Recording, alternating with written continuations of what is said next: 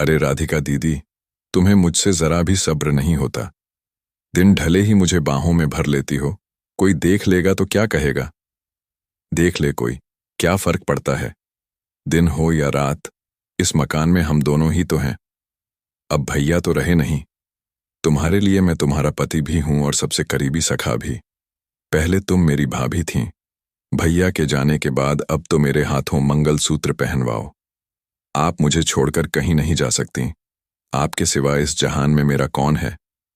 दीदी, भैया के बाद मेरे लिए भी इस दुनिया में कोई नहीं बचा था। तुम ये कैसी बातें कर रहे हो विक्की? मैं हमेशा तुम्हारे साथ रहूंगी। 1 महीने बाद गर्मी अपने पूरे शबाब पर थी। आजकल मथुरा में लू इतनी तेज चल रही थी कि तन बदन जलता महसूस होता था। मन कर रहा था सारे कपड़े फाड़कर फेंक दूं। एक तो अकेलापन, अंदर की आग अलग सुलगाए दे रही थी, ऊपर से ये गर्म हवाएं। देवर जी, खाना तैयार है। दीदी, आया, बस थोड़ा सा काम निपटा लूं। अरे विक्की, तुम अपना ख्याल भी नहीं रखते। मैं चाहती हूं तुम जल्दी बड़े हो जाओ। तुम्हारी दीदी बहुत अकेली हो गई है। रात को विक्की, नाराज मत होना। नींद में मैं कभी कभी तुम्हें कसकर पकड़ लेती हूं। दीदी, ये आप क्या कर रही हैं? मुझे डर लग रहा है। अब मैं भूल जाती हूं कि तुम मेरे देवर हो या मेरे मर्द। तुम बुरा तो नहीं मानते ना? हम दीदी, जब आप नींद में मुझे चिमट जाती हैं तो कुछ अजीब सा लगता है। नहीं मेरे नादान देवर, वो अजीब नहीं, वो कुछ और है। अभी तुम छोटे हो, ये सब नहीं समझोगे। मैं ये कब समझ पाऊंगा? चलो अब बहुत रात हो गई, सो जाते हैं। मेरी शादी के दिन मेरा 14 साल का देवर विक्की बहुत खुश था। मैंने उसे हमेशा छोटा भाई ही समझा था और वो मुझे राधिका दीदी माँ कहकर चिढ़ाता था। मेरे पति की सड़क दुर्घटना में मौत के कुछ ही दिन बाद मुझे अकेले सोने में डर लगने लगा था, इसलिए मैं विक्की को अपने बिस्तर पर सुलाने लगी। ठंड के दिन थे और एक ही रजाई में अपने देवर के साथ सोना मुझे शुरू में बहुत अजीब लगता था। पति के जाने के बाद मैंने बहुत मुश्किल से दिन काटे थे, लेकिन मैं कब तक ऐसे जीती रहती। उस रात मैंने सोचा कि एक बार विक्की को परख ही लूं। आधी रात को मैंने उसे हल्के से हिलाया। वो गहरी नींद में था। जैसे ही मैंने उसे छुआ, मेरी आंखें आश्चर्य से फैल गईं। पति को गए अभी सिर्फ 6 दिन हुए थे। घर में सास ससुर थे नहीं, कोई नहीं था। मेरे पति का इस दुनिया में अपने छोटे भाई विक्की के अलावा कोई नहीं था। विक्की की उम्र सिर्फ 14 साल थी। वो मुझसे 18 साल छोटा था। मैंने उसे कभी भाई से ज्यादा कुछ नहीं समझा। जब मेरी शादी हुई थी तो वो मेरे मंगलसूत्र को देखकर बोला था कि उसे नई मम्मी मिल गई।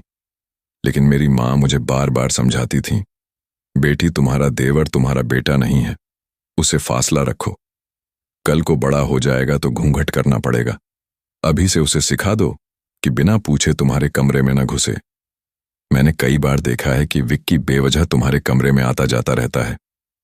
बेटी तुम शादीशुदा हो, घर की लाज का भी ख्याल रखो। माँ की बातें सुनकर मुझे लगता था कि वो विक्की के बारे में गलत सोचती हैं, इसलिए मैं उन पर गुस्सा हो जाती थी। लेकिन जब मैं बेसहारा हो गई, पति इस दुनिया से चले गए तो मेरी आंखों से आंसू नहीं रुकते थे। मैं सोच भी नहीं सकती थी कि वो मुझे अपने 14 साल के देवर के साथ छोड़कर चले जाएंगे। मेरी जिंदगी मुसीबत में पड़ गई थी। रो रो कर मेरा बुरा हाल था। रात के 12 बज चुके थे। विक्की अभी तक घर नहीं लौटा था। शायद वो रिश्तेदारों के यहाँ व्यस्त था। मेरा दिल थोड़ा सुकून में था कि अगर वो नहीं आया तो अच्छा है, क्योंकि अगर आ जाता तो मुझे असहज महसूस होता। मुझे बार बार माँ की बातें याद आ रही थीं। तभी इस पुराने मकान के दरवाजे पर दस्तक हुई। मेरा दिल धक से रह गया। सोचा पता नहीं कौन होगा, लेकिन बाहर से विक्की की आवाज आई, दीदी दरवाजा खोलो, मैं हूं। मैं डरते डरते दरवाजा खोलने गई। आज ये घर मुझे किसी जंगल सा लग रहा था। विक्की मुझे छोटा सा राक्षस लग रहा था। पता नहीं क्यों मैं उसके बारे में इतना बुरा सोचने लगी थी। दीदी, आपने खाना खाया? उसने मासूमियत से पूछा। उसकी आंखें झुकी हुई थीं और हाथ में एक थैली थी। थैली में ढाबे का खाना था, दाल मखनी, नान और पनीर टिक्का। दीदी, मुझे खाना बनाना नहीं आता, आपके लिए बाहर से लाया हूं। आप खा लो वरना भूख से मर जाओगी। मैं भैया के बाद अपनी दीदी को नहीं खोना चाहता। विक्की की आंखों में भी आंसू थे। वो मुझे दीदी माँ कह रहा था। लेकिन माँ की बातें मेरे दिमाग से नहीं निकल रही थीं। दीदी, आपको चिंता करने की कोई जरूरत नहीं। मैं आपका सहारा बनूंगा। आप इस घर से कभी मत जाना। वो बहुत भावुक बातें कर रहा था, पर मेरे मन में कई उलझनें थीं। फिर उसने एक अजीब बात कही। दीदी, आप इसी कमरे में सो जाइए। ऊपर वाला कमरा छत के पास है। मुझे लगता है आपको वहां नहीं रहना चाहिए। अब सबको पता चल गया है कि भैया नहीं रहे। कोई भी बुरी नीयत से घर में घुस सकता है। मैं हैरान थी कि विक्की इतनी छोटी उम्र में ऐसी बातें क्यों कर रहा है। क्या किसी ने उसे कुछ सिखाया था? लेकिन उसकी बातें मुझे सही लगीं। मैं उसके कमरे में चली गई। विक्की का कमरा नीचे की मंजिल पर था, जबकि मैं और मेरे पति ऊपर छत वाले कमरे में रहते थे। मुझे बहुत अजीब लग रहा था। आज पहली बार मैं अपने कमरे के अलावा किसी और कमरे में आई थी। पर जो कुछ मैंने विक्की के कमरे में देखा, उसने मेरे होश उड़ा दिए। दरवाजा बंद करते ही मेरी नजर मेरे सारे गहनों पर पड़ी, जो बिस्तर पर बिखरे पड़े थे। मैंने उन्हें तिजोरी में ताला लगाकर रखा था। ये सब उसके हाथ कैसे लग गए? बहुत अजीब था। मैंने सोचा सुबह उससे पूछूंगी, लेकिन उस वक्त मुझे भयंकर नींद आ रही थी। मैंने दरवाजा अंदर से अच्छे से बंद किया और सोने लगी। पता नहीं क्यों मुझे बहुत गहरी नींद आ रही थी। पिछले 6 दिनों से तो आंखों में नींद नहीं थी, पर आज विक्की के लाए खाने के बाद जैसे नींद का झोंका लग गया। मुझे शक हुआ कि कहीं दाल में कुछ मिलाया तो नहीं, पर सोचते सोचते मैं गहरी नींद में चली गई। जब आंख खुली तो सुबह के 11 बज चुके थे। मैं हैरान थी कि मुझे इतनी गहरी नींद कैसे आ गई। पिछले 6 दिन तो रात भर जागती रही थी, पर आज खाना खाने के बाद जैसे किसी ने कोई नशीली चीज पिला दी हो। मेरे दिमाग में बार बार यही ख्याल आ रहा था कि कहीं विक्की ने खाने में कुछ मिलाकर तो नहीं दिया। लेकिन वो ऐसा क्यों करेगा? आंखें मलते हुए जब मैं बाहर आई तो देखा विक्की रसोई में चाय बना रहा था। उसे देखकर मुझे बहुत गुस्सा भी आया और बुरा भी लगा। दीदी, आप सो गई थीं, अच्छी नींद आई ना? उसने मुस्कुराते हुए कहा। मैंने कांपते स्वर में कहा, हाँ, आज बहुत नींद आई। आएगी भी दीदी। मैंने आपके खाने में 3 नींद की गोलियां मिला दी थीं। मेरे दोस्त ने कहा था कि दीदी को नींद नहीं आ रही। उसने बोला, खाने में डाल दो, आराम से सो जाएंगी। मैं हक्की बक्की रह गई कि 14 साल का लड़का इतनी नीच हरकत कैसे कर सकता है। विक्की, तुम ये क्या कह रहे हो? तुम अपनी दीदी को बेहोश करना चाहते थे? नहीं दीदी, मैं तो चाहता था कि आपको चैन की नींद आए। देखिए ना, अब आप ताजा लग रही हैं। लीजिए, चाय पी लीजिए। उसने चाय का प्याला मेरे सामने रख दिया। मैं शक के मारे कांप रही थी। इसमें भी कुछ मिलाया तो नहीं? नहीं दीदी, मैंने तो आपके सुकून के लिए गोली मिलाई थी। आप चाहें तो मैं पहले पी लूं। चलिए हम आधी आधी पीते हैं। उसने प्याले से 2 घूंट लिए और मुझे दिखाया। उसके मासूम चेहरे को देखकर मैं पिघल गई। ठीक है, मुझे माफ कर दो, मैं तुम पर शक कर रही थी। विक्की का चेहरा देखकर सच में उसकी मासूमियत पर यकीन हो गया। उस दिन मैंने उससे कुछ नहीं कहा। मैं जानना चाहती थी कि वो आगे क्या करेगा। थोड़ी देर बाद उसने खुद बात शुरू की। दीदी, मैं आपके गहने बेचना चाहता हूं। मेरे एक बहुत भरोसेमंद मामा हैं। वो गहने बेचकर हमें ढेर सारे पैसे देंगे। हम उन पैसों से अपना फ्लैट खरीद लेंगे। इस किराए के मकान में कब तक रहेंगे? मकान मालिक परसों किराया मांगने आने वाला है। हमारे पास पैसे भी तो नहीं। विक्की की बात सुनकर मैं दंग रह गई। मैंने अभी ऐसा सोचा भी नहीं था। उसने आगे कहा, दीदी, मुझे आगे पढ़ाई भी करनी है, शादी भी करनी है। हमें सारी जिंदगी साथ रहना है। अपना घर होना चाहिए। किराए के घर में इंसान सिर्फ जिल्लत सहता है। इसीलिए मैंने गहनों के बारे में कुछ नहीं कहा। पर मुझे डर था कि अगर गहने बेचकर पैसे नहीं आए तो क्या होगा। मैं एक विधवा थी और मेरा देवर सिर्फ 14 साल का। ऐसे में कोई भी हमें ठग सकता था। मैंने सोचा अपने मायके वालों से सलाह लूं। मैंने उन्हें बताया कि गहने बेचकर फ्लैट खरीदना चाहती हूं। उन्होंने कहा, फ्लैट की जरूरत नहीं, तुम अब विधवा हो, हमारे पास चली आओ। मैं उनके घर नहीं जाना चाहती थी। मैं जानती थी कि मेरे भाई अपनी बीवियों के आगे कुछ नहीं। वो अपनी विधवा बहन को कभी जगह नहीं देंगे।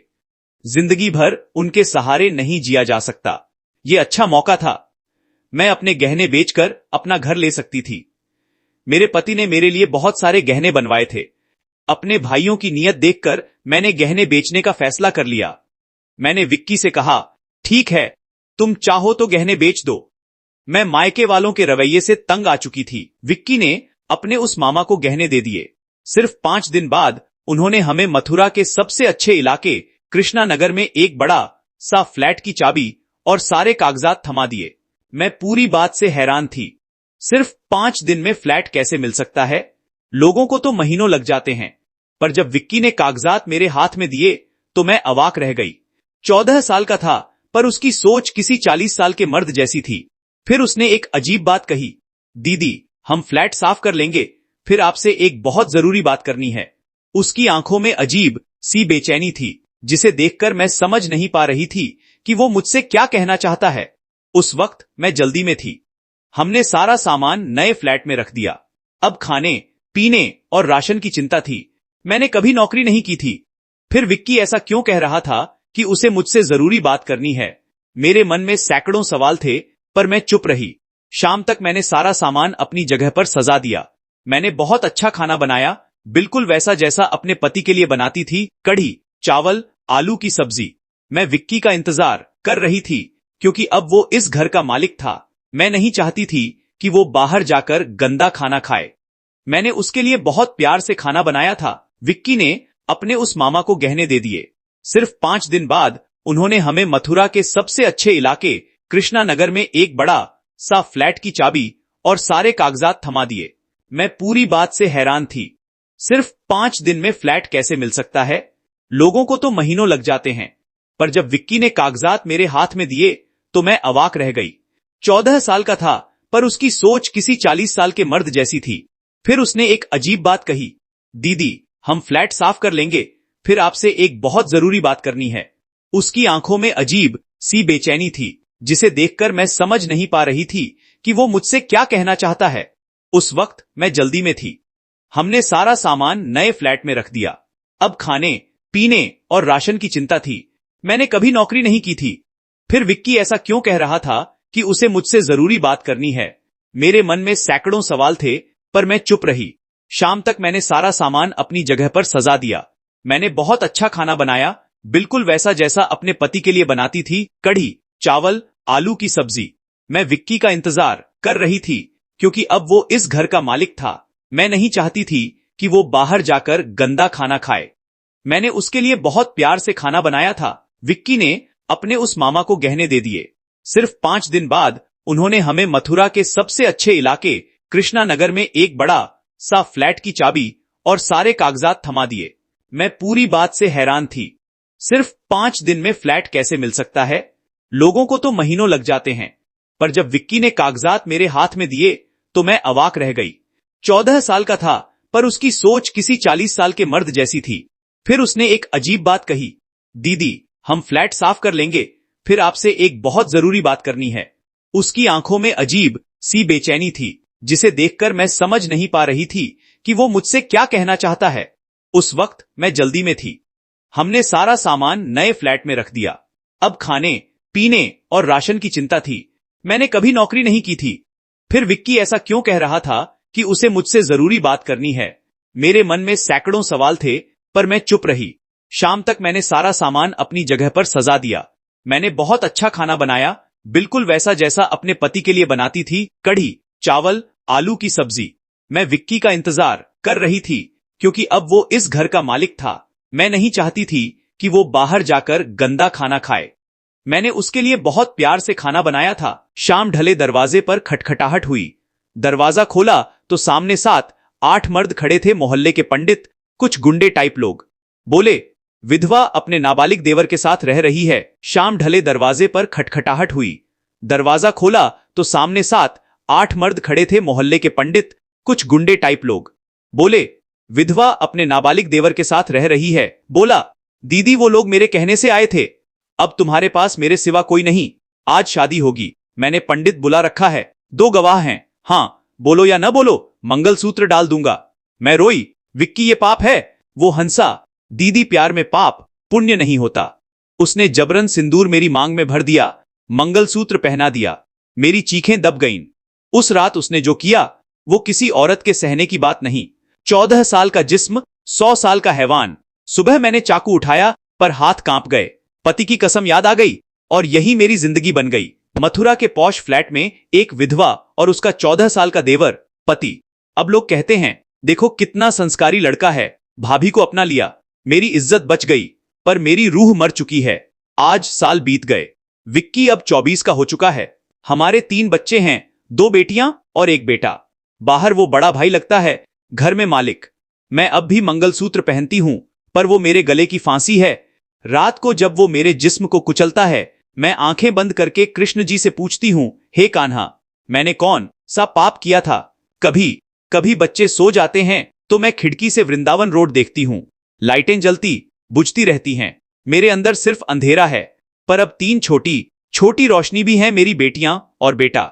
मैं उन्हें देखती हूं और दुआ मांगती हूं कि कहीं वो मेरी तरह न बने, कहीं वो अपने बाप जैसे न बने। पर मुझे पता है वो भी विक्की जैसे ही बनेंगे, जैसे मैं उसकी हो गई हूं, पूरी तरह